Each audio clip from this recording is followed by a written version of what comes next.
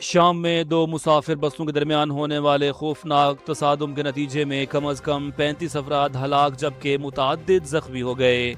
امدادی ٹیموں نے فوری طور پر موقع پر پہنچ کر زخمیوں کو قریبی ہسپتال میں منتقل کیا، جہاں کئی افراد کی حالت تشویشناک بتائی جا رہی ہے، جس کے باعث ہلاکتوں میں اضافے کا خدشہ ظاہر کیا جا رہا ہے۔ ابتدائی اطلاعات کے مطابق حادثہ تیز رفتاری اور مخالف سمت سے آنے والی بس سے ٹکر کے باعث پیش آیا، تاہم حکام نے واقعے کی مکمل تحقیقات شروع کر دی ہیں تاکہ اصل وجوہات کا تعین کیا جا سکے۔ ریسکیو اہلکاروں نے بسوں کی باڈی کاٹ کر پھنسے ہوئے مسافروں کو باہر نکالا، جبکہ جائے حادثہ پر امدادی کارروائیاں کئی گھنٹوں تک جاری رہیں۔ شامی حکام نے واقعے پر گہرے افسوس کا اظہار کرتے ہوئے زخمیوں کو ہر ممکن طبی سہولت فراہم کرنے کی ہدایت کی ہے، جبکہ حادثے کے بعد سڑک پر ٹریفک بھی بحال کر دی گئی ہے۔ صدر پاکستان بزنس فورم نے حکومت سے پیٹرول مصنوعات کی قیمتوں کے روزانہ تعین کے نظام پر فوری نظر ثانی کا مطالبہ کرتے ہوئے وزیر اعظم شہباز شریف کو خط ارسال کر دیا ہے۔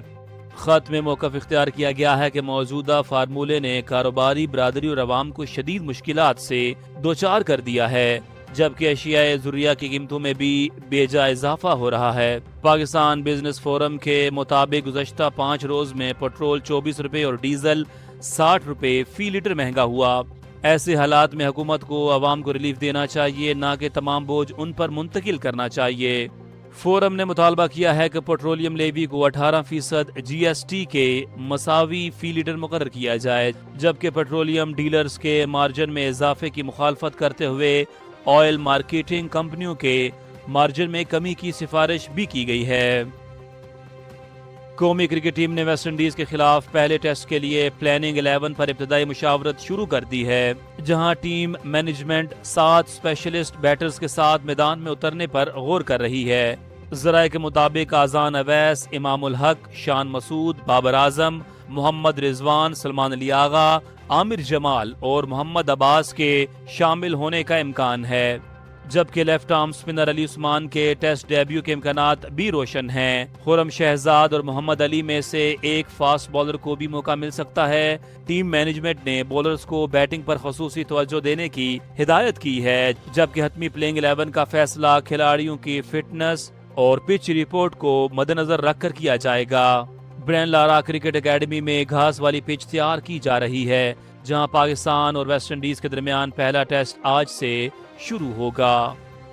این ڈی ایم اے کے نیشنل ایمرجنسیز آپریشن سینٹر نے ملک بھر میں دریاؤں اور ندی نالوں کی تازہ صورتحال جاری کرتے ہوئے بتایا ہے کہ دریائے چناب میں خانکی، قادر آباد، چنیوٹ پل اور پلکھو نالہ وزیر آباد میں درمیانے درجے کا سیلاب ریکارڈ کیا گیا ہے، جبکہ دریائے سندھ، راوی، کابل اور چناب کے مختلف مقامات پر نچلے درجے کے سیلاب کی صورتحال برقرار ہے۔ ادارے کے مطابق آئندہ 24 گھنٹوں کے دوران دریائے چناب میں پانی کے بہاؤ میں مزید اضافہ متوقع ہے اور تریمو براج پر درمیانے درجے کے سیلاب کا خدشہ ہے۔ این ڈی ایم اے نے خبردار کیا ہے کہ اگلے 24 سے 48 گھنٹوں کے دوران ڈی جی خان، خیبر پختونخوا اور شمالی بلوچستان کے برساتی ندی نالوں میں اچانک سیلاب آ سکتا ہے، جبکہ گجرانوالہ، لاہور، فیصل آباد، ملتان، سیالکوٹ، نارووال، جھنگ اور دیگر شہری علاقوں میں بھی اربن فلڈنگ کا خطرہ موجود ہے۔ تمام متعلقہ اداروں کو ہائی الرٹ رہنے، حساس مقامات کی نگرانی اور ہنگامی انتظامات مکمل رکھنے کی ہدایت جاری کر دی گئی ہے، جبکہ عوام کو غیر ضروری سفر سے گریز کی تلقین کی گئی ہے۔ نائب وزیر اعظم و وزیر خارجہ Ishaq Dar ASEAN regional forum اور شنگھائی تعاون تنظیم ایس سی او کے اجلاسوں میں شرکت مکمل کرنے کے بعد کرگستان سے اسلام آباد روانہ ہو گئے۔ دفتر خارجہ کے مطابق کرگستان کے نائب وزیر خارجہ نے ایئرپورٹ پر اسحاق ڈار کو الوداع کیا، جبکہ کرگستان میں پاکستان کے سفیر اور پاکستانی سفارت خانے کے اعلیٰ حکام بھی اس موقع پر موجود تھے۔ دورے کے دوران اسحاق ڈار نے متعدد اہم سفارتی ملاقاتیں کی اور علاقائی تعاون، دو طرفہ تعلقات اور مختلف عالمی امور پر پاکستان کا موقف پیش کیا۔ سیکیورٹی فورسز نے بلوچستان میں آپریشن العزم کے تحت انٹیلیجنس بیس کارروائیاں مزید تیز کرتے ہوئے مستونگ کے علاقے کھڑکوچا میں متعدد دہشت گردوں کو ہلاک کر دیا، جس کے بعد آپریشن میں مارے جانے والے دہشت گردوں کی مجموعی تعداد 13 ہو گئی۔ سیکیورٹی ذرائع کے مطابق کارروائی کے دوران فتنۃ الہندوستان کے متعدد ٹھکانے بھی تباہ کیے گئے، جبکہ اسلحہ، دھماکہ خیز مواد اور IED تیار کرنے کا سامان برآمد ہوا۔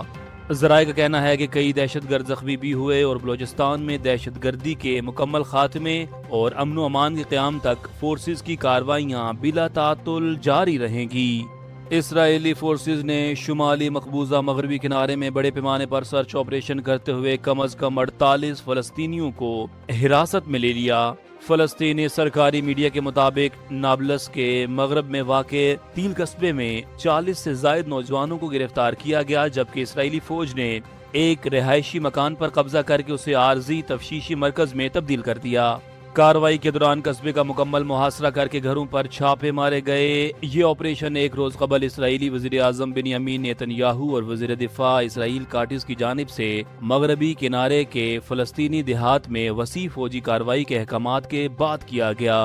سعودی عرب کے مغربی ساحلی شہر ینبع اور جنوبی سرحدی علاقے جازان میں ابتدائی وارننگ سائرن بجنے سے شہریوں میں تشویش پھیل گئی۔ سعودی سول ڈیفنس نے نیشنل ارلی وارننگ سسٹم کے ذریعے ممکنہ خطرے کے پیش نظر شہریوں کو احتیاطی تدابیر اختیار کرنے کی ہدایت جاری کی، تاہم خطرے کی نوعیت فوری طور پر واضح نہیں کی گئی۔ بعد ازاں حکام نے باضابطہ اعلان کیا کہ خطرہ ٹل چکا ہے اور دونوں علاقوں میں صورتحال معمول پر آ گئی ہے، جس کے بعد آل کلیئر جاری کرتے ہوئے شہریوں کو معمول کی سرگرمیاں بحال کرنے کی اجازت دے دی گئی۔ حکام نے عوام پر زور دیا کہ صرف سرکاری ذرائع سے جاری معلومات پر اعتماد کریں، جبکہ متعلقہ ادارے بدستور صورتحال کی نگرانی کر رہے ہیں۔ پاکستانی پاسپورٹ عالمی درجہ بندی میں 2 درجے بہتری کے بعد 103 سے 101 نمبر پر آ گیا ہے، تاہم گرین پاسپورٹ اب بھی دنیا کے کمزور ترین پاسپورٹس میں شمار ہوتا ہے اور صرف عراق، شام اور افغانستان سے بہتر قرار دیا گیا ہے۔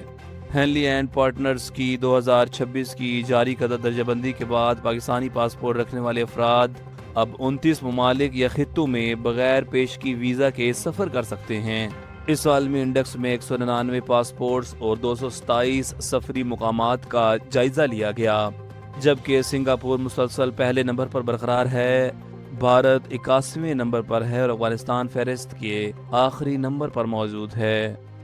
امریکی صدر ڈونلڈ ٹرمپ نے کہا ہے کہ ایران پہلے کے مقابلے میں مذاکرات کے حوالے سے زیادہ سنجیدہ دکھائی دے رہا ہے، تاہم وہ اب بھی کسی حتمی معاملے کے لیے تیار نہیں۔ وائٹ ہاؤس میں صحافیوں سے گفتگو کرتے ہوئے ٹرمپ کا کہنا تھا کہ امریکہ اور ایران کے درمیان رابطے اور بات چیت جاری ہے، لیکن اس مرحلے پر کسی ڈیل کے امکانات ابھی واضح نہیں۔ انہوں نے کہا کہ ایران کے رویے میں مثبت تبدیلی ضرور نظر آ رہی ہے، تاہم معاہدے تک پہنچنے کے لیے مزید پیش رفت درکار ہے۔ صدر ٹرمپ کے مطابق امریکی انتظامیہ سفارتی کوششیں جاری رکھے ہوئے ہے اور آئندہ چند دنوں میں ہونے والی پیش رفت سے ہی دونوں ممالک کے درمیان ممکنہ معاہدے کی سمت کا تعین ہوگا۔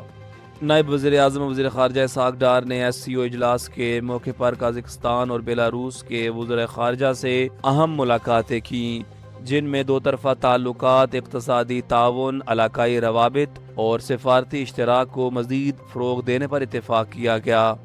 قازقستان کے نائب وزیر اعظم و وزیر خارجہ پرمیک کوشربایف کے ساتھ ملاقات میں 27 مفاہمتی یادداشتوں پر عمل درآمد، تجارت، سرمایہ کاری، توانائی اور ٹرانسپورٹ کے شعبوں میں تعاون بڑھانے پر زور دیا گیا،